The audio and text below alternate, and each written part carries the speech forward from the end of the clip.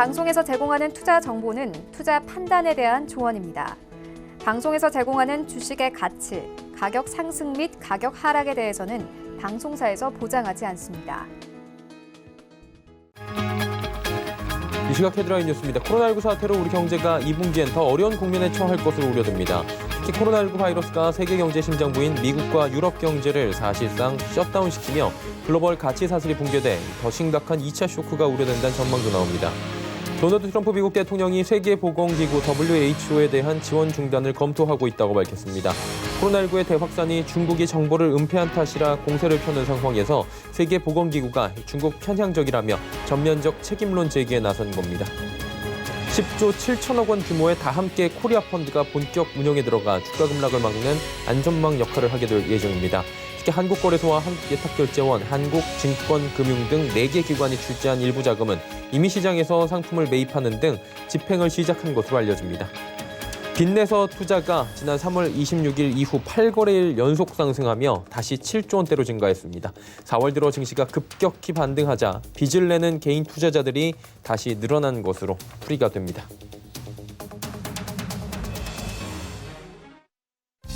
시청자 여러분 안녕하십니까. 오늘장 내일장 출발하도록 하겠습니다. 서정덕입니다. 일단은 시장이 좀 혼조세를 보이고 있는 모습인데요. 전일 미국 증시를 좀 살펴볼 필요가 있습니다. 전일 미국 증시 같은 경우 유럽은 급반등 마감을 했고요. 2거래일 연속으로. 미국도 잘 달리다가 장 막판에 미끄러졌습니다. 이유를 보니까 뉴욕주에서 지금 600명 이하로 사망자가 줄어들었습니다. 이틀 동안에 594명, 599명. 그런데 오늘은 갑작스럽게 700명이 넘어갔다라는 부분이 부담으로 좀 작용을 하는 모습이고요. 다만 우리 시장은 지속적 반등을 시도하고 있고요. 오후 들어서 다시 반등을 하고 있는 모습입니다. 코스피, 코스닥 양시장 또 상승폭을 조금씩 키워나가는데 어제와 비슷한 양상입니다. 일단 이 시각쯤 되면 미국 쪽의 선물 움직임을 좀 보게 되는데 이 부분이 좀 잘 움직이면 이렇게 시장이 괜찮게 올라가는 모습들이 포착이 되고요. 코스닥은 지금 급등으로 지금 전환이 된 상황입니다. 오늘도 코로나19 관련 테마주들이 움직이는데 사실 코로나19 테마주라고 하기엔 이제 너무나 넓어졌습니다. 광범위하고요. 이 안에서도 테마주들이 한두 가지가 아니기 때문에 선별적인 움직임 또 보여주고 있고 변동성 굉장히 강한 모습들을 보여줍니다. 전체적으로 숨고르기 이후에 또 2시 전후로 해서 강세장으로 변화가 되고 있는 상황인데 금융시장들 어떻게 대응해야 될지 하나하나 점검하도록 하겠습니다. 코스피부터 만나보도록 하죠. 자, 코스피가 전해드렸다시피 다시 강세장으로 좀 전환이 되고 있습니다. 8.62포인트가 올라가 주고 있는 상황인데 하루간의 흐름을 좀 정리해 보도록 하겠습니다. 보시면 장 초반에 올라가다가 또 빠졌고요. 다시금 숨고르기 들어갔다가 전고점 뚫고 올라가는 모습도 포착이 됩니다. 생각보다 시장이 또 강하게 움직이는데요. 하루간의 흐름 보셨고 수급 주체 보시면 사실 뭐 개인만 삽니다. 기관 외국인 오늘도 양매도 하고 있고 기관은 투신만 사고 금융투자 연계금 파는데 특히나 금융투자 쪽의 매도 물량이 굉장히 많습니다. 1,909억 원을 기록하고 있는 상황입니다. 금융투자가 거의 다 판다. 뭐 이렇게 보셔도 무방할 정도로 금융투자는 많이 팝니다. 다음 볼까요? 삼성전자 어제 호실적을 발표를 하고 오늘도 좀 올라가려는 움직임은 있는데 아직까지는 좀 매물대 부담이 있고요.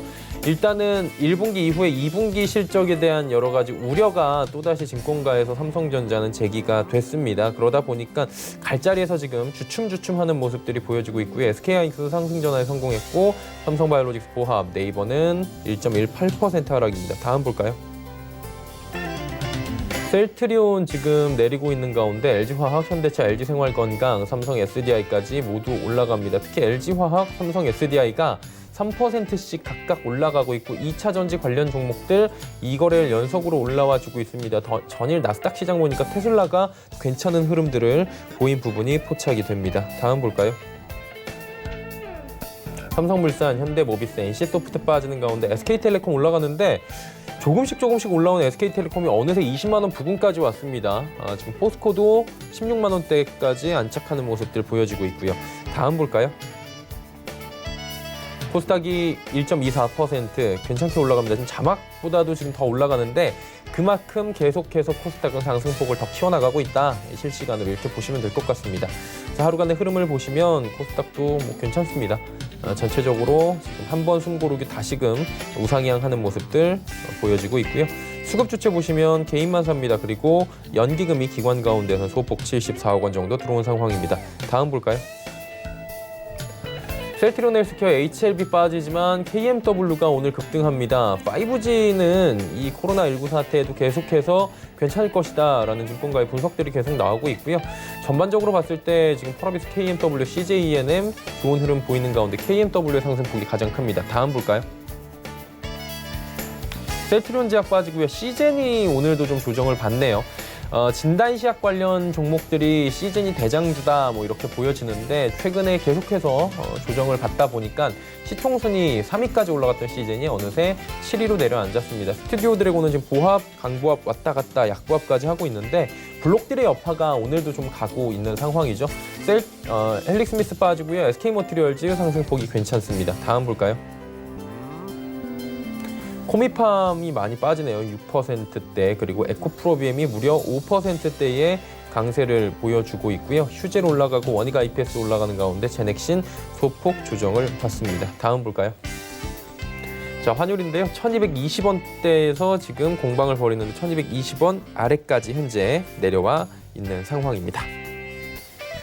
자, 저희 오늘장 내일장 함께 하시면서 그리고 잠시 뒤에 2시 50분부터는 마감 임박 60분의 승부 이어지는데요. 궁금한 종목 있으신 분들은 미리미리 종목 상담 보내주셔도 좋습니다. 하단의 번호 100원의 정보 이용료 부과되는 샵 0082번을 통해서 종목명 가격 비중 적어서 미리미리 보내주시면 됩니다.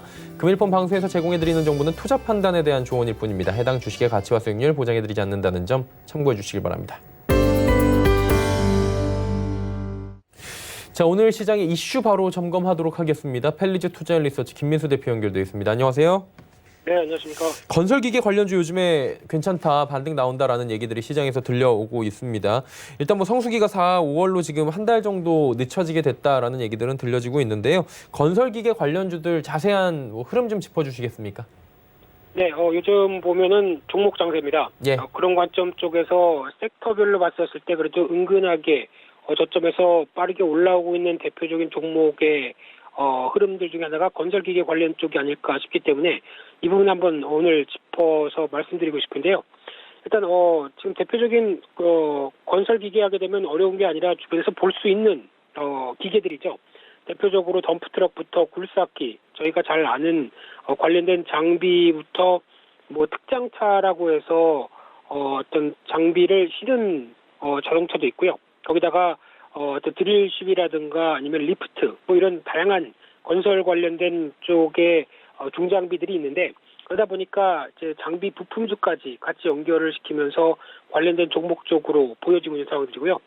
대부분 뭐 동양기전부터 수산중공업, 인성TC, 뭐 동양기전 뭐 이런 예전에 있던 회사들 같은 경우도 같이 다 한꺼번에 볼 수 있는 그런 흐름이라고 보시면 될 것 같은데요. 그런 관점 쪽에서 일단 건설 기계 쪽이다 보니까 앞에 건설이 들어갔습니다. 그렇다는 얘기는 전방산업이 건설이라는 얘기겠죠. 그래서 전방산업에 대한 변화가 상당히 중요하다라고 봐야 될 것 같은데 그러면 건설 경기에 대한 영향을 그대로 받습니다. 그런 상황으로 봤을 때 일단 구분해서 내수랑 수출을 보게 되면은 내수 같은 경우는 다 아시는 것처럼 부동산 규제가 들어오기 시작하면서부터 어떤 영향권이 들어오다 보니까 아무래도 위축이 될 수밖에 없는 구조죠. 그런 관점 쪽에서 약 한 1, 2년 정도부터 어떤 부동산 규제가 어떻게 보면은 공급과 수요를 모두 다 공급을 좀 또 확대시키거나 그런 관점에서 부동산의 가격을 잡는 게 아니라 공급은 완전히 타이트하게 묶어놓고 나머지 규제를 통해서 압박을 가한다라고 하게 되면 건설사 입장이나 건설업 관련된 업황은 상대적으로 좋지 못하게 되는 상황들이죠. 그에 따른 흐름들 때문에 실적에서도 내수에 집중하는 관련된 부분들도 당연히 부진하게 나오는 게 현실이고요. 또 수출 관련된 모멘텀들도 별로 그렇게 썩 좋지가 못합니다. 한 2018년도부터 어떤 기조를 찾아보게 되면은 그래도 그나마 우리 한국이 건설기계 관련돼서 가장 많이 판매하는 나라는 중국, 미국 그리고 의외로 벨기에라든가 인도네시아 같은 경우도 같이 눈에 띄고 있는 상황들이고요. 그러다 보니까 쉽게 말씀드리면은 신흥국도 있겠지만은 미국과 중국이라고 하는 G2 그리고 유럽 쪽 이런 쪽으로 가장 어느 정도 수출이 잘 이어가는 흐름인데 근데 증감률을 한번 따져보게 되면은 2018년도 때가 고점으로 인해서 계속 하향하는 기조죠. 그러다 보니까 지금 작년 2분기 이후 같은 경우는 마이너스 성장까지 나올 정도로 별로 그렇게 썩 좋지 못하다 한 분위기가 그렇게 나온다고 봐야 될 것 같고요. 특히 중국 같은 경우가 무엇보다 부진하죠. 대표적으로 중국 같은 경우도 지금 부동산 가격에 대해서 통제가 들어가는 현상들이 나오다 보니까 그에 따른 압박들이 중국 건설 경기에도 영향을 끼쳤다고 봐야 될 부분들이고요.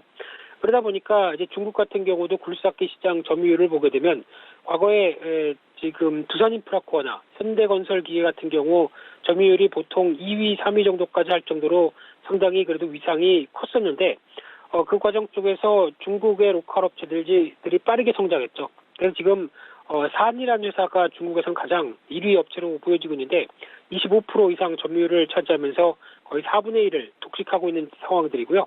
그 밖에 기존에 어떤 가장 시장 점유율이 높았던 캐터필러나 나머지 일본 회사들 같은 경우는 뒤로 밀리기 시작하면서 이제 국내 업체들 같은 경우는 두산인프라나 현대건설기계를 합쳐야 한 10%대 정도의 시장 점유율밖에 나오지 못한다는 점도 아직 위축이라고 봐야 될 부분들이고요.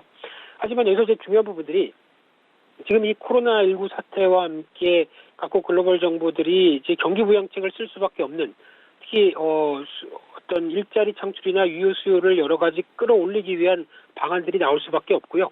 그렇게 되면 이런 경기 부양책에 따라서 수혜 가능성이 높지 않을까라는 관점 쪽에서 최근 관련된 섹터들이 움직인다고 봐야 될 것 같고요.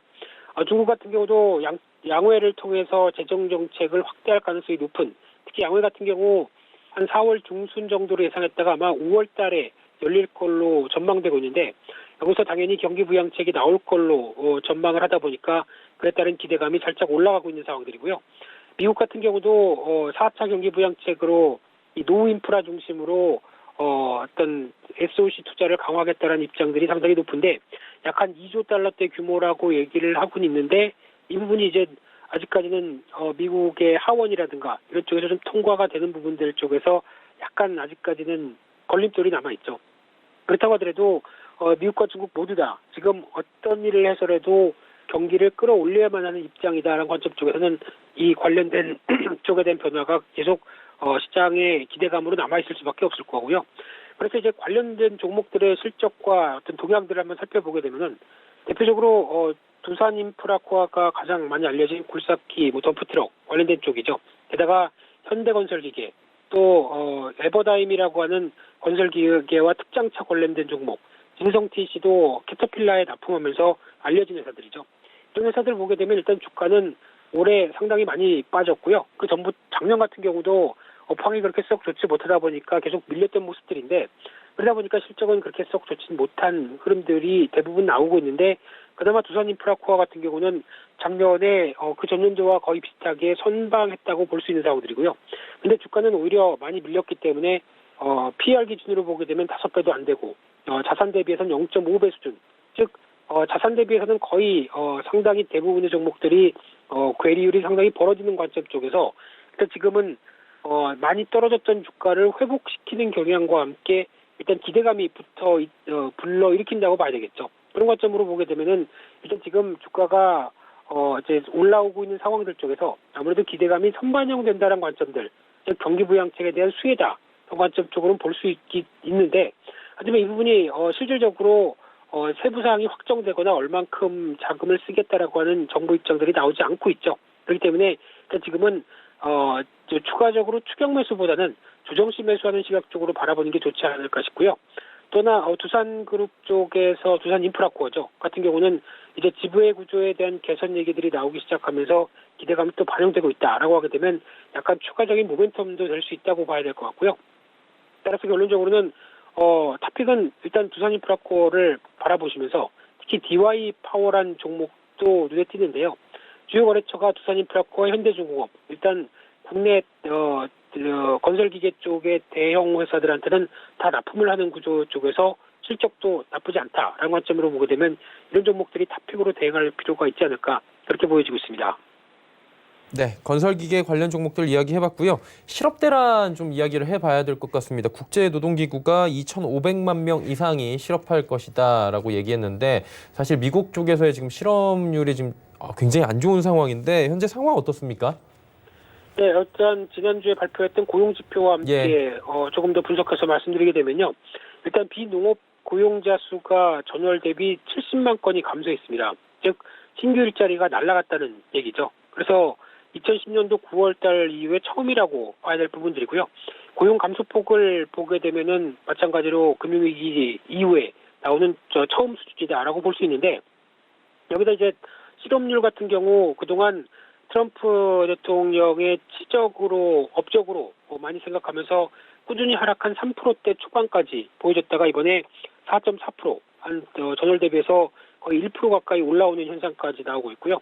그러다 보니까 월간 기준으로는 1975년 이후 최대 상승폭이고, 특히 지금 속도로 가게 되면은 대공황 수준의 고용 집계까지 나올 가능성이 높다라고 보여지고 있는데, 특히 좀 아이러니하게도 대공황 당시의 실업률과 지금이 상당히 유사합니다. 특히 대공황 전 같은 경우도 산업혁명 이후에 나오는 여러 가지 호황과 함께 이어졌던 분위기 쪽에서 1929년도 당시 3%대 실업률이었었는데 1933년 약 한 4년 만에 25% 실업률까지 확 올라간 상황들이죠. 그래서 지금 최근에 발표되고 있는 미국의 주간 신규 실업수당 청구 건수 지난주가 680만 건, 아마 이번 주는 700만 건 이상으로 바라보고 있는데, 이런 상황이라고 하게 되면 실업률이 26%까지 올라올 수 있다라는 쪽에 부담감이 크고요. 또 하나 중요한 부분들이 고용 참여율과 평균 시간당 임금을 계산을 해보게 되면은 이번에 고용 참여율 같은 경우는 빠르게 하락하고 있는데, 오히려 평균 시간당 임금은 유지가 된다라는 관점으로 보게 되면 상대적으로 실업자의 대부분이 시간제 일자리를 갖고 있는 알바죠. 이런 쪽에서 타격을 받았다라고 볼 수 있는 상황들인데, 그러다 보니까 민간 서비스 부분의 일자리가 65만 건 급감했다라고 하게 되면은 아까 말씀드렸던 70만 건과 거의 유사한 쪽으로 바라봤을 때 서비스 쪽에 대한 타격들이 가장 컸다고 봐야 될 것 같고요. 근데 이분이 3월달 고용보고서 조사 기간이 3월 14일까지였습니다. 그러다 보니까 코로나19 사태에 대한 압박이 반영이 안 됐다라고 하게 되면 다음 4월달 고용보고서는 상당히 펼치기가 두려운 상황이 아닐까 생각되고 있고요. 그때 같은 경우는 오히려 대기업 같은 경우, 특히 전체 고용의 한 50%를 담당하는 대기업도 이에 여파가 이어졌을 것이다라고 보여지고 있는데, 그러다 보니까 앞으로의 포인트를 또 생각을 해보게 되면 당연히 실업이 늘어나게 되면 가게에서 소비가 줄고요. 그러면 그에 연관되는 기업 실적들이 나빠지면서 경제 성장률 GDP에 대한 충격이 나올 수밖에 없는 상황들이고요. 그에 따라서 앞으로의 파장들은 계속 부정적일 가능성에 무게를 두는데, 또나 그러면 앞서 말씀드린 것과 비슷하게 행정부의 추가 부양책이 또 본격화될 수 있겠다라는 관점 쪽에서 아마 시장에서는 여러 가지 얘기가 많이 나오는 가운데 그래도 혹시나 이제 트럼프식 인프라 재건 이쪽에 대해서 조금 더 신경을 쓰지 않을까 생각됩니다. 왜냐하면 지금 저희가 대공황 때도 대공황을 타개하기 위해서 보통 많이 얘기하는 게 뉴딜 정책이죠. 뉴딜 정책하게 되면 루즈벨트 대통령이 바로 떠오릅니다. 그것처럼 이번에도 이 사태의 충격을 이제 빠르게 회복하기 위해서 좀 시장의 예상을 뛰어넘는 그런 쪽의 어떤 변화라든가 그런 어떤 대규모의 정책을 쓸 가능성이 높지 않을까라는 관점 쪽으로 보게 되면 또 이런 어떤 네임밸류를 각인시킬 만한 그런 여러 가지 트럼프식의 인프라가 나타나지 않겠느냐라는 쪽도 한 번쯤 생각해 볼 수 있는 상황들인데, 하지만 이 부분은 확인이 안 됐다라고 봐야 될 것 같고요. 그래서 결국은 아직은 지금 나오고 있는 고용과 관련된 지표 쪽으로는 이 3월 달이 충격이 아니라 4월 달도 더 이어질 수 있다라는 관점 쪽에서 아직 불안감은 크다, 이렇게 정리해서 말씀드리겠습니다.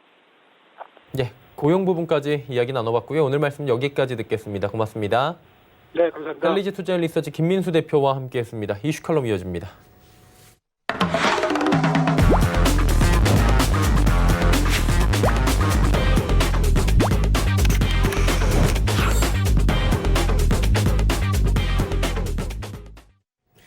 이슈 칼럼 시간입니다. 에스핀 김형진 대표와 함께하도록 하겠습니다. 어서 오세요, 대표님. 네, 안녕하십니까.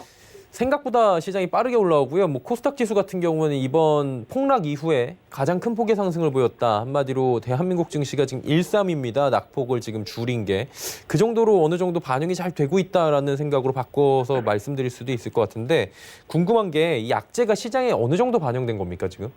네, 그러게 말입니다. 지금 악재가 어느 정도 반영이 됐다라는 거를 이제 투자자들도 인식을 하기 시작했다라는 것이죠. 그래서 오늘 제가 드리고 싶은 말씀은 악재가 반영이 됐기 때문에 무서워하지 말자. 이거를 이제 한 템포 더 넘어서 이걸 투자자분들이 대부분의 투자자분들이 이제 이걸 인식하기 시작했다. 그렇다라고 한다면 그 다음 단계로 빨리 우리가 넘어가야 된다. 이 말씀을 드리고 싶은 것입니다. 그래서 말씀하신 대로 이 선반영이라고 그러지 않습니까? 먼저 다 반영이 돼버렸다라고 투자자들이 인식하고 있는 그 정도를 놓고 보면은 거의 지금 나오고 있는 악재들 상당 부분을 인식을 하고 있다 이렇게 봐야 될 것 같습니다. 그래서 대부분의 투자자가 선반영되고 느끼고 있다 이렇게 본다면 시장은 더 이상 기대감만으로 반등하기 힘든 것이죠. 그래서 악재성 재료들이 노출돼서 시장에 녹아든 것은 이제 팩트가 돼버린 것이고 그걸 투자자분들도 알고 계시기 때문에 시장 모두가 다 안다는 것이죠. 그렇게 돼서 이제 악재가 반영되었다. 그래서 안도랠리는 일단락되는 것이 아니냐 이렇게 봐야 될 것 같습니다. 특히나 미국의 고용 지표는 뭐 매주 놀라움의 연속이죠. 그리고 한국 같은 경우는 3월 수출입 동향 나오고 그 다음에 산업 동향도 나오고 그리고 이번 주에 드디어 삼성전자 1분기 기업 실적까지 공개되고 반영이 됐습니다. 그렇다면은 시가총액 비중을 놓고 봤을 때 우리 시장은 한 30% 넘게 반영이 됐다라고 봐야 되겠죠. 기업 실적 1분기 기업 실적이요. 그렇다면은 또다시 무서워할 것이 무엇인가. 나머지들은 정말로 다 안 좋다라고들 생각을 하고 있기 때문에요. 그래서 1분기 기업 실적이 악화되는 것마저도 반영이 되고 있는 그런 시장이다. 미국의 기업도 마찬가지입니다. 미국의 기업 실적 악화를 보통 이제 시장에서 전망치 나오는 게 -5에서 크게는 UBS 증권이 최근에 나타났던 것이 18% 이것을 얘기를 했는데 이러한 실적 시즌의 악영향도 어느 정도 반영이 되고 있다. 이렇게 봐야 되겠습니다. 그래서 아까 초반에 말씀을 드린 것처럼 그래서 투자 심리의 개선이 되는 것이고 악재가 녹아 들어가고 있다는 점을 많은 투자자들이 인식을 했으면 이제는 시장에 그것이 다 반영이 됐고 만약에 공포 심리가 지배를 하면서 그렇게 한 발 앞서가지고 야 이거는 시장에 반영이 되고 있는 거야라고 이렇게 혼자 느끼면은 이게 기회가 될 수 있겠지만 이제는 그게 아니라는 것이죠. 그래서 시장 악재가 모두 다 반영이 되고 급등락이 되는 시기가 아니라 이렇게 안정화가 됐기 때문에 한 템포 더 앞서가서 이제는 실질적으로 긍정적인 변화가 어떤 것이 나타날 것인가 그것에 대해서 고민하자는 것입니다. 그래서 오늘은 그 몇 가지를 말씀을 드릴 것인데 첫 번째로 말씀을 드린다면 대표적으로 FRB의 정책 당연히 봐야 되겠죠. 가장 관심사가 되겠고요. QE가 급격하게 유동성 공급이 가시화되고 있는 것인데요. 제가 FRB 대차대조표 아마 한 3주 전에 보여드렸을 겁니다. 그리고 그 이유는 안 보여드렸는데 변화가 확실하게 나타날 때 보여드리려고 오늘은 좀 준비를 해봤습니다. 이게 4월 1일 기준으로 연준 자산을 뽑아보니까 연준 자산이 5조 8천억까지 늘어났습니다. 17년의 고점이 4조 5천억이었단 말입니다. 그렇다면은 상당히 늘어난 것이죠. 그리고 작년 8월보다는 무려 2조가 공급이 된 것이고요.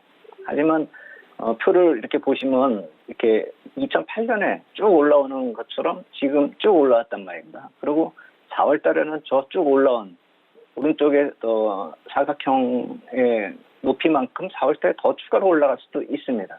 그렇다면은 이제 글로벌 유동성이 본격적으로 미국 주도의 유동성은 시작이 됐다 이렇게 할 수가 있겠죠. 다만 미국 혼자에서는 지금 답이 안 나온다라는 것이죠. 오늘 말씀드리는 주 팩터는 미국 혼자에서는 안 되고 다른 나라들이 동참할 수 있는 시점은 언제가 될 것인가 이걸 따져보자는 것입니다. 그래서 일단 미국은 시작을 했고 그리고 이제 앞으로 다른 나라들이 동참이 되는 것 그것 역시 우리가 기다려야 할 가장 중요한 재료가 되겠다 이렇게 말씀을 드리겠고 아까 시장이 어느 정도 반영이 됐다 이렇게 말씀을 드렸지 않습니까? 우리 시장 기준으로 놓고 보면은 급락분 그러니까 3월 5일 2087에서 19일에 1439까지 급락분의 62% 피보나치 비율 62% 회복된 걸 딱 따져보면 1840 정도가 나오거든요. 그리고 1840을 넘어선다라고 한다면 이제는 유동성 공급뿐만이 아니라 펀더멘털 개선이 되는 그런 기대감이 나타나야 되기 때문에 미국 혼자만의 힘보다는 다른 나라의 힘이 한국도 포함되겠죠. 글로벌 전체적인 QE가 필요한 시점이 되었다. 우리는 한번 이제 그것을 기대감을 가지고 좀 살펴보자 이렇게 말씀을 드리겠습니다. 그리고 지금 수급을 좀 봐야 되는 게 외국인들이 아직까지 뭐 강한 매도는 이제 조금 진정이 되긴 했지만 여전히 매도를 오늘도 하고 있고 장 초반에 잠깐 하다 계속 돌리거든요. 이 부분은 어떻게 보는 게 좋습니까? 수급적인 건? 네, 그래서 이 수급을 보려면은 이제 우리가 테드 스프레드나 EMBI 스프레드처럼 이 크레딧 지표, 유동성 지표 이쪽을 좀 봐야 될 것입니다. 그래서 가장 중요한 것은 이제 달러 유동성이 개선이 돼야지 뭐 시작이 되겠죠. 그리고 그 다음에는 이머징 마켓 쪽이 변화가 돼야 되겠죠. 그래서 테드 먼저 보고 EMBI 쪽을 봐야 되기 때문에 EMBI 쪽 지금 보기는 약간 좀 잃는 것 같고 테드 스프레드 쪽을 좀 우리가 살펴볼 필요가 있어 보입니다. 그래서 이게 08년 같은 때도 테드 스프레드가 쫙 올라왔었는데 그때는 이제 금리가 좀 지금보다 많이 높았었거든요. 한 5%대 전후로 해가지고요. 그래서 일단 올라온 다음에 좀 많이 이렇게 하락을 하는 그런 모습으로 좀 이렇게 좀 진폭이 컸다 이렇게 볼 수가 있거든요. 그래서 그때하고 지금을 좀 절대 폭으로 좀 비교할 수는 없겠지만 그 폭보다는 방향을 좀 논할 때가 된 것이 아닌가. 그래서 그때와 지금하고의 이 테드 스프레드를 비교하려면은 지금 미 국채 금리가 3개월물이 바닥에 있고 0% 제로 금리의 정책 금리를 따라가기 때문에 이쪽은 올라올 일이 없는 것이죠. 그렇다라고 본다면 테드 스프레드가 낮아지려면 이 국채 금리, 미국 국채 금리가 올라갈 일이 없기 때문에 리버 금리가 내려와야 되겠죠. 그래서 리버 금리 추이를 한번 2008년부터 2020년 4월까지의 흐름을 한번 비교하는 그래프를 가져왔는데 그래서 보시면 제가 왼쪽에 동그라미처럼 2008년처럼 이렇게 좀 쭉 빠져 내려오는 모습이 나타나야 되는데 지금 오른쪽의 동그라미는 올라와서 내려갈락 말락 하고 있는 그런 상황이거든요.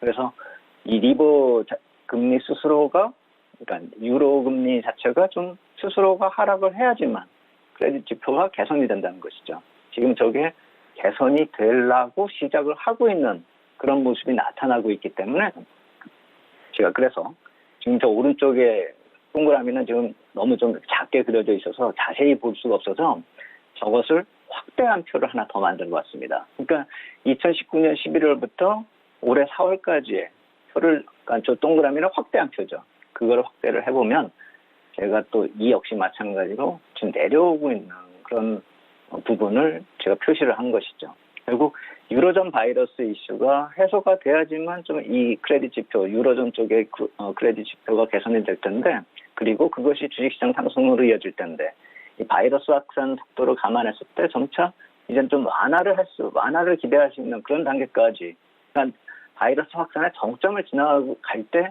이 스프레드 자체도 정점을 찍을 확률이 높기 때문에 이제부터는 점차 완화를 기대할 수 있다는 것이죠. 그렇게 된다면 신용 스프레드가 개선이 되고 그렇다면 달러 강세가 완화가 될 것이고 강세가 꺾어진다라는 기보다는 강세가 완화만 돼도 됩니다. 그리고 그렇게 되면은 비달러 자산 가치가 회복이 되겠죠. 그렇게 되면 아까 말씀드린 글로벌 중앙은행 QE가 이제 공조화를 들어서는 그 단계까지 간다는 것이죠. 그래야지 본격적인 글로벌 유동성 장세가 도래한다. 이 말씀을 드리는 것입니다. 글로벌 중앙은행들 지금 뭐 우리 한은도 그렇고요. 공조하고 있지 않습니까? 전 세계가. 이게 효과를 기대를 하고 있잖아요. 이게 본격적으로는 언제쯤이면 효과가 좀 나타날까요? 네, 그거가 이제 오늘 말씀드린 가장 중요한 팩트인데 FRB의 글로벌 QE 공조화. 그러니까 FRB 혼자 하는 게 아니라 다른 나라 은행들도 같이 뛰어들어야지만 이게 모든 게 해결이 된다라는 것이죠. 그러니까 단순히 유동성 공급뿐만이 아니라 그래야지만 펀더멘탈의 어떤 정도 개선도 좀 우리가 기대를 할 수 있기 때문입니다. 그리고 실질적으로 2008년에도 FRB 혼자 한 것이 아니라 다른 중앙은행들이 다 개입을 해서 GDP 대비 얼마나 개입을 했는가 순위를 따져봤을 때 우리나라도 이게 상위권에 속해 있었거든요. 그래서 아직은 우리나라 쪽에서도 뭐 특별한 것이 나타나고 있지는 않고 있지만 우리나라 중심으로 또 중국 중심으로 이쪽에서의 변화가 나타날 가능성은 우리가 계속 봐야 된다는 것이죠. 그래서 FRB가 지금 주도하고 있고 ECB가 따라가고 BOJ도 지금 동참을 하려고 하고 있고 뭐 거의 동참을 한 상태죠. 그리고 중국 인민은행까지도 같이 공조를 한다라면 그렇다면 어느 정도 이제 완성이 돼가는 것이고요. 그 이외에 이머징 마켓들이 동참을 해야 된다는 것이죠. 그러면서 FRB가 이러한 점에 대해서 이번 주에 어떤 보고서 같은 걸 하나 냈습니다. 그러니까 유가 관련해서 낸 거죠. 그래서 아까 말씀드린 이런 글로벌 중앙은행이 다 동참을 하고 그리고 또 여기 또 하나가 더 들어가는 것이 IMF가 1조 달러 대출 계획을 지금 세웠다라는 것이죠. 돈 없는 나라들, 그러니까 유동성 풀 돈이 없는 나라들에게 돈도 빌려주겠다. 여기까지 가는 겁니다. 그리고 우리가 가만히 생각해보면 이렇게 해서 왜 외환수합이 나타났었는가. 그것도 우리가 알 수가 있는 것이죠. 부족하면 돈 꺼줄 테니까 QE 시작해라. 이거죠, 바로. 그래서 이머징 마켓의 공조가 필요한 시점이 다가오고 있다는 것이죠. 그래서 이머징 마켓에 대해서 FRB는 저러한 시각으로 보고 있습니다. 글로벌 자산 시장에 미치는 영향보다 그들 스스로의 자체의 문제나 좀 해결을 했으면 좋겠다 이거죠. 왜냐하면 이머징 국가 GDP가 한 5%에서 7%씩 감소가 되고 있기 때문에 자력으로 이렇게 글로벌 자산 시장 쪽으로 뭘 보탤 수 있는 능력은 안 되기 때문에 자체의 문제를 해결하는 차원에서 좀 기대를 하고 있는 것이고, 만약에 그게 안 될 경우라고 한다면 이게 악순환의 사이클이 돌기 때문에 선진자산 쪽에서 돈을 푼다 하더라도 다시 또 선진자산 쪽으로 글로벌 경색 현상이 돌아오니까요. 자산 시장의 유동성 경색 시장이 경색 현상이 돌아오니까요. 그래서 이머징 마켓은 QE를 하더라도 좀 스스로 해결할 수 있는 정도를 기대한다. 이렇게 얘기를 하는 것이고, 이머징 마켓의 유동성 공급을 위한 조건들로 이것저것을 따지고 있는데, 유동성 부족에 대해서 상품 시장의 약세가 상당한 비중을 차지하고 있다는 것이죠. 결국 최근에 나타났었던 유가 급락의 여파가 이머징 마켓 GDP의 2%에서 한 15%까지 비중을 좀 타격을 줄 수 있다라고 보고 있는 것이고, 그것이 통화 가치를 하락시킴으로 인해서 유동성 공급이 또 걸리적거릴 수 있다라는 그런 얘기가 나오는 것이죠. 그래서 이 저유가하고 자본 유출이 지속이 될 수 있는 그런 상황이기 때문에 이 수요 충격보다 더 크고 지속될 문제라는 것이죠. 지금 바이러스 때문에 수요가 많이 충격을 받을 거다 이렇게 예상이 되고 있는데, 그것보다도 지금 이 저유가, 공급 쪽에서 문제하고 자본이 유출되고 있는 문제에 대해서 상당히 심각하게 보고 있다는 것이죠. 그래서 이 공급 조절하고 더불어서 수요 회복을 통한 그런 유가 회복이 글로벌 QE 동조화의 시그널로 작동이 될 것이라는 것이죠. 그래서 최근에 유가가 급반등을 보였을 때 우리 시장에서 해석은 어떻게 나왔냐면은 미국의 에너지 기업들, 망해가는 에너지 기업들을 살리고 그쪽에 대한 CDS도 좀 낮아지고 또 하이힐드 채권 금리도 낮아지고 하지 않겠는가, 이런 식으로 우리 미국 쪽에 포커스를 맞추고 이렇게 봤었는데, FRB가 생각하는 건 좀 더 넓다라는 것이죠. 그래야지만 유가가 살아나야지만 이머징 마켓들이 QE에 동참할 것이라는 그런 좀 큰 시각으로 보고 원유 조절을 할 가능성이 높아지고 있다는 것이죠. 그래서 이번 주 후반에 오펙 관련해서 이 석유 관련 또 회의가 하나 열리지 않습니까? 제 생각에는 이번 주 후반 쪽에서 나타나는 변화가 이 4월 중반, 이제 4월의 중반으로 들어서지 않습니까? 다음 주면요. 그때 가장 중요한 팩트가 될 것이고, 거기서 유가 관련한 어떤 모멘텀이 발생이 된다라고 한다면 여태까지 나타났던 유동성보다 더 큰 실질적인 QE가, 글로벌 QE가 시작될 수 있다라는 점 우리가 좀 주목하고 지켜볼 필요가 있어 보인다, 이렇게 말씀을 드리겠습니다. 그러면 외국인들이 만약에 빠르게 지금 귀환하지 않는다면에 대한 대안도 좀 있어야 될 것 같아요. 그 부분은 어떻게 봐야 될까요?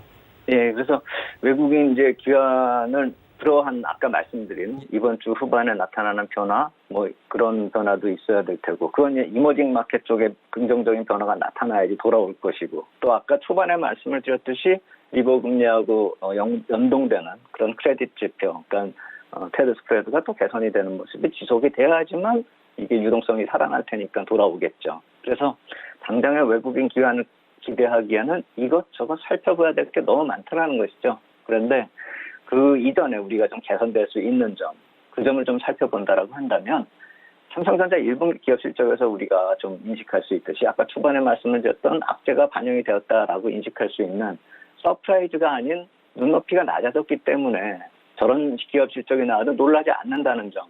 결국 그렇다면 향후의 수출입 실적이나 산업 동향을 주목하면서 어느 정도 더 나빠지지만 않는다라고 한다면 시장은 충격을 받지 않고 어느 정도 하방 경직성을 계속 키울 수 있다는 것이죠. 외국인이 안 돌아와도요.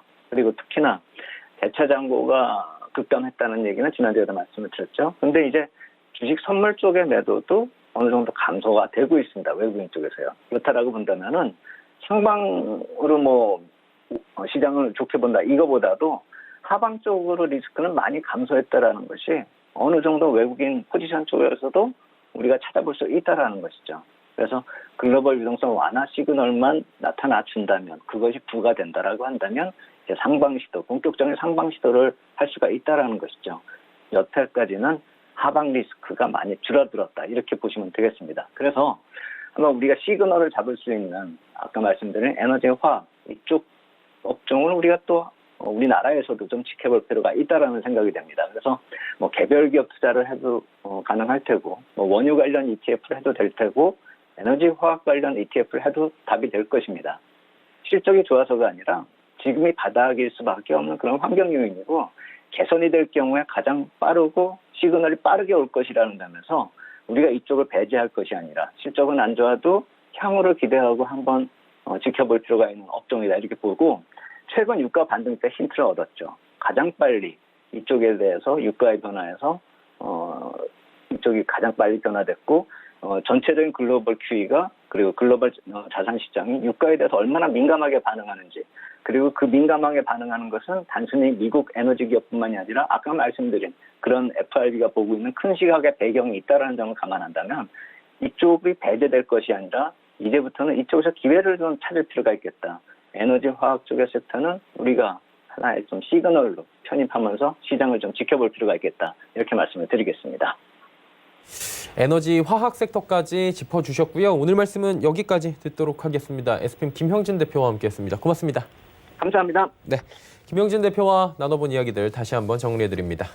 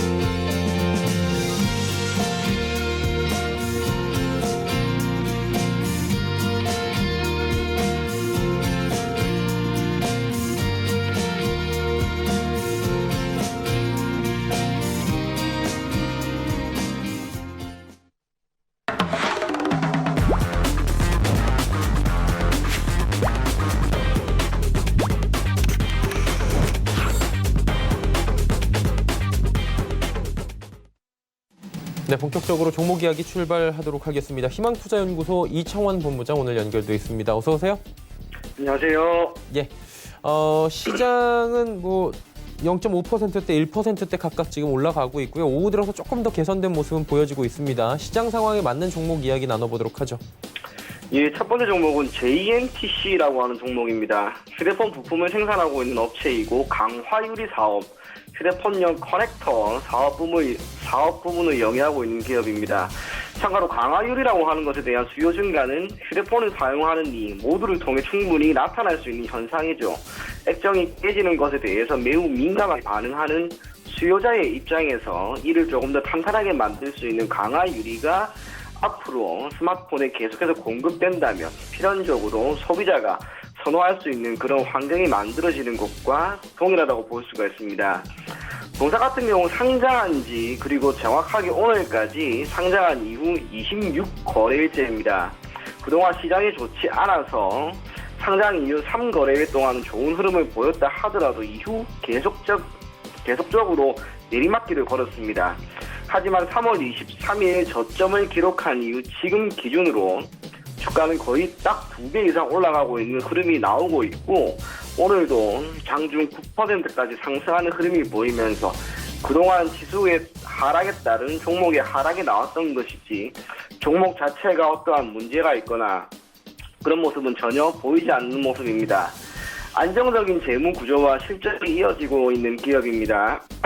올해 매출액은 약 5천억이 좀 넘어갈 것 같고요. 영업이익 또한 983억 원 수준인데 동사가 보이고 있는 몇 가지 비율이 정말 뛰어나다라고 하는 평가를 받을 수가 있을 것 같습니다. 첫 번째로 영업이익률이죠.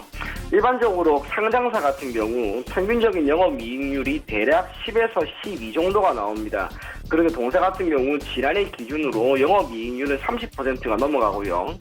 ROE라고 하죠. ROE라고 하는 자기자본 이익률 또한 지금 20이 넘어가고 있습니다. 그래서 매우 탄탄한 수익성 지표 이러한 부분을 토대로 동사의 기업 가치에 영향을 미칠 실적 개선은 올해도 꾸준히 이어질 수 있을 것으로 보입니다.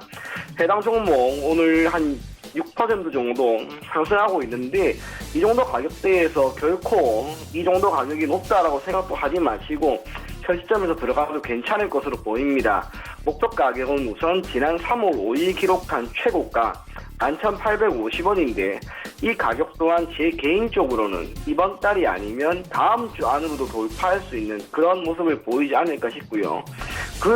그렇게 될 경우에는 대략 15,000원 정도까지 목표가를 잡고 대응하시면 좋을 것 같고 손절 가격은 8,000원 제시해 드리겠습니다. 다음 종목은 파세코입니다. 비트인 가전 제품의 제조와 판매를 주된 사업으로 영위하고 있는 기업입니다. 그리고 지난해였죠. 여러분들 한 번 정도는 다 들어보셨을 겁니다. 파세코 창문형 에어컨. 판매량이 엄청났습니다. 당시 홈쇼핑 같은 경우에는 완판 행진이 계속적으로 이어졌고 기업의 입장에서도 수요를 공급이 따라가지 못하는 상황이 지난해 계속 이어졌죠. 그리고 지금 시점 4월인데 이제 날이 조금씩 더워질 겁니다. 에어컨을 사려고 하는 수요는 당연히 늘어나게 될 건데 아마 그분들이 빌트인 가구 그리고 소형 자신의 방 안에 설치할 수 있는 창문형 에어컨, 파세코 창문형 에어컨을 어느 정도 선택할 가능성은 매우 높다고 봅니다. 소음도 크지 않습니다. 그리고 디자인 또한 매우 좋고 가격 또한 지난해 기준으로 60만원 정도였기 때문에 부담이 크지 않죠. 그래서 올해도 파세코 창문형 에어컨의 판매는 계속해서 이어지지 않을까 그렇게 보여집니다. 덕분에 영업이익이 2배 이상 증가했습니다. 매출액은 정말 크게 증가하였는데 그 모든 것의 기저에는 결국 파세코 창문형 에어컨이 있었다라고 하는 것을 알 수가 있고 올해 또한 지난해를 상회할 수 있을 만한 그런 실적이 나오지 않을까 그렇게 보여집니다. 또 하나 눈여겨볼 것은 이제 기술적인 흐름인데 코로나19에 따른 충격이 시작되었던 게 지난 2월 중순이었죠. 당시 파세코 같은 경우에는 9,000원대 중반 수준에서 주가가 머무르고 있었습니다. 그런데 1개월 조금 더 시장에 충격이 있는 동안 동사 같은 경우도 주가가 밀렸지만 지금 기준으로 코스피든 코스닥이든 아직 지수 자체의 회복이 완전히 나오지 않은 지금 시점에서 동사는 이미 주가를 회복했단 말이에요. 그래서 시장이 지금부터 조금 더 좋아지게 된다면 아마 파세코의 주가는 대략 10,000원대는 소폭 상향하는 흐름을 보이지 않을까 그렇게 생각이 됩니다.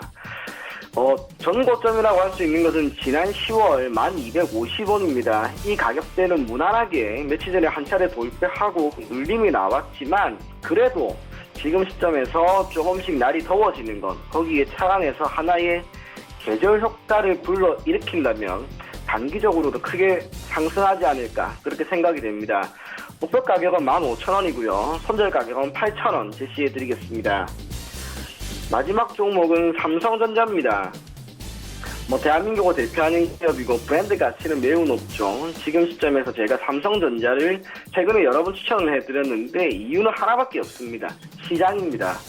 적어도 현 시점에서 시장이 많이 개선되고 있죠. 외국인이나 기관의 수급이 매우 좋은 편은 아니다라고 하더라도 말 그대로 요즘에 많이 나오는 용어 동학개미운동이라고 하는 이야기를 토대로 우리가 알 수 있듯이 개인 투자자들의 매수세, 시중에 유입되는 유동성 그 모든 것이 주식시장으로 계속해서 유입이 되면서 개인 투자자들의 매수세에 의한 지수 받치기가 분명히 이루어지고 있습니다. 저는 이것 또한 매우 의미 있는 일이라고 보입니다. 이유가 주식시장은 결국에는 유동성이 들어와야 돼요. 시장을 움직이고 시장을 지지해주는 것은 외국인 투자금, 기관 투자금 그런 것보다는 그냥 딱 한 가지 돈입니다. 물론 개인 투자자의 유동성이기 때문에 그 질에 있어서는 조금 떨어진다 하더라도 어찌되었든지 시장에 계속해서 유동성을 불어넣어주고 있는 개인 투자자들이 늘어나고 있기 때문에 저는 이 부분은 결코 부정적으로 볼 필요는 없을 것 같습니다. 그래서 삼성전자 같은 경우 적어도 내일 옵션 만기까지는 조금 지켜봐야겠지만 옵션 만기가 끝이 난 이번 주 금요일 시장이 한번 움직여준다면 삼성전자 또한 주가 상승은 바로 나오지 않을까 그렇게 생각이 됩니다. 5만 원을 회복하는 것은 크게 어렵지는 않을 것 같고요. 그것보다 충격이 있기 전 수준인 6만 원대까지 얼마만큼 빠른 시점에 회복할 것인가. 그 부분에 여러분들이 초점을 맞추고 접근하면 좋을 것 같습니다. 목표 가격은 우선 5만 5천 원이고요. 손절 가격은 4만 원 제시해드리겠습니다. 네, 삼성전자까지 세 종목 듣고 왔습니다. 지난 시간에 NHN 한국사이버결제 들어봤는데 결과 어땠는지 궁금하네요. 이 결과는 조금 좋게 나왔습니다. 예. 급등이 나오면서 4월 3일에 주가가 39,400원까지 올라갔는데 제가 당시에 제시해드렸던 목표가는 4만 원. 4만 원에 물론 닿지 않았지만 그래도 여러분들 기준으로 33% 수준의 상승하는 흐름이 나왔습니다. 지금 구간도 나쁘지 않다고 봐요. 한번 시세가 강하게 나왔지만 크게 조정을 받지 않고 35,000원대를 지지해주는 상황이 이어진다는 점과 외국인들이 다시 4거래일 연속 매수세로 돌아섰다는 점, 이 점을 토대로 35,000원 내외에서는 다시 한번 잡아도 좋지 않을까 그렇게 생각이 됩니다. 네, 그렇다면 이번 주에는 어떤 종목이 단기적으로 괜찮아 보이십니까? 오늘은 JNTC라고 하는 종목인데요. 예. 이 종목이 오늘 장 초반에 9% 정도 올라갔습니다. 시장에서 조금씩 관심을 받고 있는 상황이라 보시면 좋을 것 같고요. 그것보다 시장이 회복되는 시점에 동사의 주가 상승은 시장의 상승보다 더욱 크게 매우 민감하게 나왔다는 점과 신규 상장 종목이기 때문에 변동성이 크다라는 점. 참고로 현 시점에서 적어도 최근 일주일을 본다면 시장이 좋았죠. 이런 상황에서 변동성이 커진다라고 하는 것은 지수든 주가든 상승하는 데 도움이 될 만한 변수입니다. 그래서 동사 같은 경우 적어도 오늘처럼 7% 정도 상승하는 시점에서 오히려 잡는 것이 좋지 않을까 그렇게 생각이 되고요. 11,850원이라고 하는 가격대가 정말 중요합니다. 전 고점이자 해당 종목이 보이고 있는 최고가입니다. 이 가격을 돌파하면 시세는 정말 크게 나올 것이기 때문에 우선 JNTC 가급적 금일 종가에 매수를 하시고요. 11,850원 돌파 여부 한번 확인하신 후에 손절가는 역시 8,000원 잡고 대응하시면 괜찮을 것 같습니다. JNTC까지 이야기 나눠봤습니다. 오늘은 희망투자연구소의 이청원 본부장과 함께했습니다. 고맙습니다. 감사합니다. 내일의 종목 330 바로 이어집니다.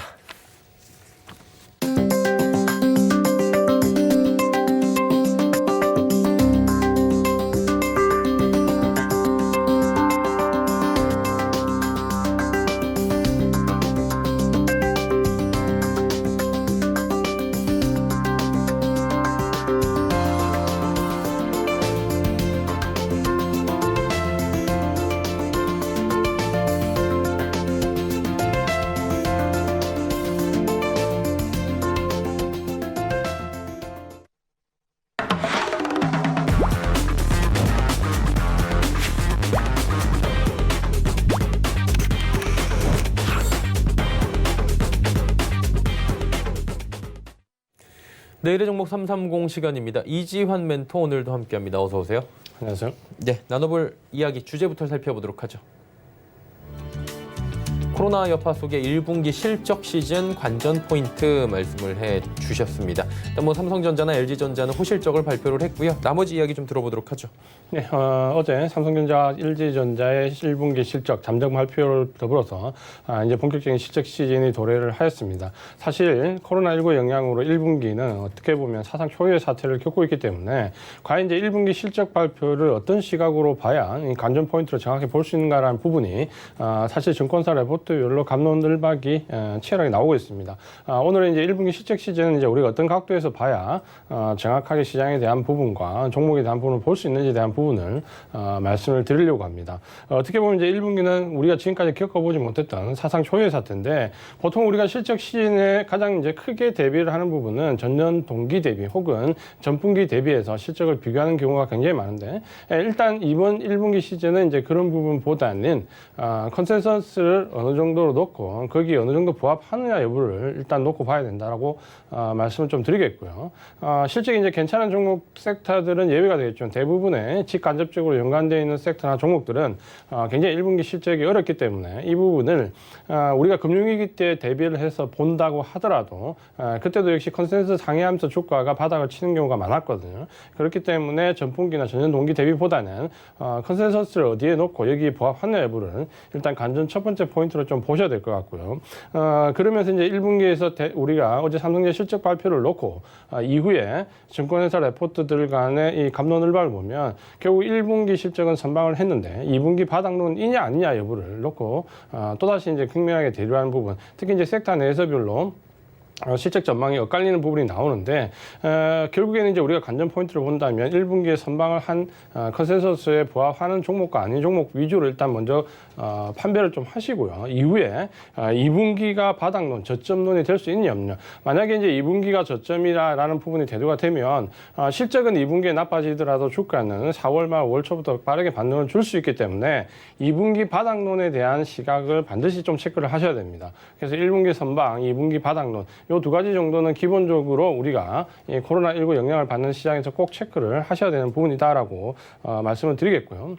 또 한 가지 이제 보시면 1분기 실적 개선 섹터들이 있습니다. 주로 코로나19와 관련된 주로 관련된 수혜주들이라고 보시면 되는데요. 뭐 여기는 진단 키트라든지 혹은 치료제 관련된 부분, 혹은 택배라든지 또는 전자결제와 관련된 부분, 코로나19 영향을 받아서 이 섹터 자체가 좋아지면서 실적이 선방했던 기업들이 나오게 되는데 아마도 이제 이 기업들도 주가가 양분화될 가능성이 굉장히 큽니다. 가장 큰 이유는 택배나 전자결제처럼 실물적인 실적이 따라오는 종목들은 여전히 주가 상승 탄력이 좀 나올 수 있다라는 점에서 관심을 가져야 되고요. 반면에 기대감으로 상승했던 진단키트나 치료제 같은 경우는 이제 본격적인 1분기 실적이 나오게 되면 오히려 급락을 맞을 수 있다는 부분에서 이 양 코로나19와 관련된 부분에서의 섹터 내에서의 이 차별화되는 움직임, 꼭 한번 확인할 필요가 있다라고 말씀을 좀 드리겠습니다.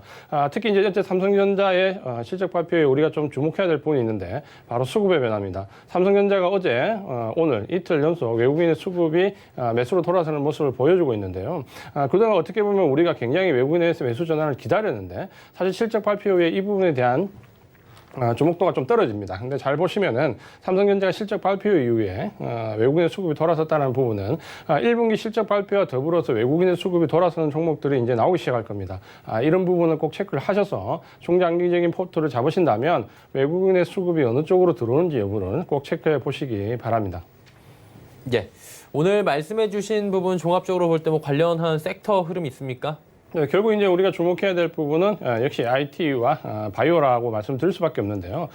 코스피 시장에서 중대형주들이 실적 시즌에 들어오면서 IT 섹터 내에 좋은 모습을 좀 보여주고 있습니다. 대형주 관련된 부분들이. 결국 이제 코스피 시장은 IT 대형주들이 시장을 끌 수 있느냐 없느냐 여부와 코스닥은 전체 시가총액의 거의 한 35%, 40% 정도 바이오 업체들이 차지를 하고 있는데 이 바이오 업체들이 과연 급락기에 선방했던 부분이 2분기에도 이어질 수 있느냐 여부에 따라서 우리 시장은 아마 전체적인 등락의 갈림길에 좀 설 수 있습니다. 그렇게 보신다면 결국 이 바이오와 IT 섹터 내의 실적 발표와 더불어서 주도주 형성 여부를 보시면서 코스피 시장이냐 코스닥 시장이냐 상승 탄력도 어느 정도 차별화될 수 있다는 점에서 이 두 섹터를 여전히 중심에 놓고 좀 볼 필요가 있다라고 말씀을 드리겠습니다. 네, 섹터까지 짚어봤고요. 오늘 말씀은 여기까지 듣도록 하겠습니다. 고맙습니다. 이지환 멘토와 이야기 나눠봤습니다. 금일폰 방송에서 제공해드린 정보는 투자 판단에 대한 조언이었습니다. 해당 주식의 가치와 수익률 보장해드리지 않는다는 점 참고해 주시길 바랍니다. 저희가 준비한 소식은 여기까지입니다. 잠시 뒤에는 마감 임박 60분의 승부 바로 이어집니다. 채널 고정해 주시길 바랍니다. 고맙습니다.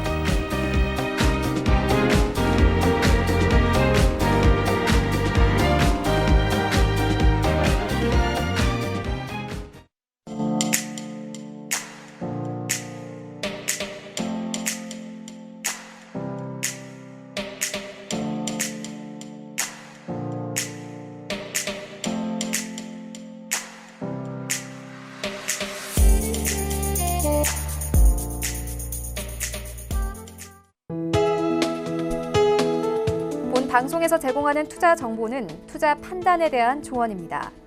방송에서 제공하는 주식의 가치, 가격 상승 및 가격 하락에 대해서는 방송사에서 보장하지 않습니다.